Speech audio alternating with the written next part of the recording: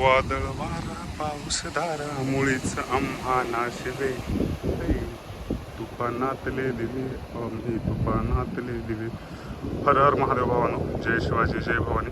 एकदम जबरदस्त पद्धतीचा हा किल्ला जो आहे सिंधुदुर्ग किल्ला आहे आणि या ठिकाणी आल्याच्या नंतर खूप जास्त आपल्याला भारी वाटत आहे.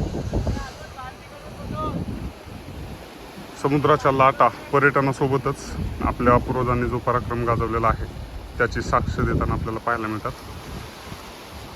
आदरणीय शिवाजी महाराजांनी या ठिकाणावरून आपलं जे स्वराज्य आहे ते जास्तीत जास्त भक्कम करण्यासाठीचं जे काही उपक्रम आहे तो योजलेला आहे. याच किल्ल्याचं काम चालू असताना महाराजांना आग्र्याचा तह करण्यासाठी बोलावलं गेलं. त्यावेळेस त्यांना अटक झालेली होती.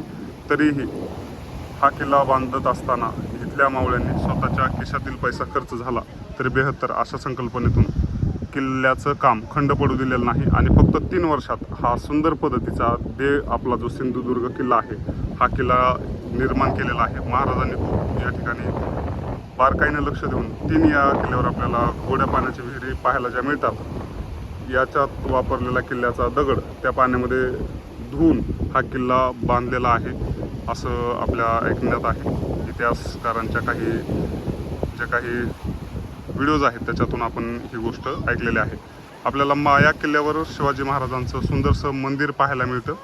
त्यासोबतच मित्रांनो या ठिकाणी आपल्याला तुळजाभवानी मातेचं मंदिरही पाहायला मिळतं जे की खूप सुंदर आहे.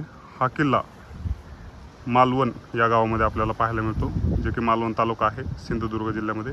खूप सुंदर आहे, अवश्य या. आणि हा किल्ला बघा.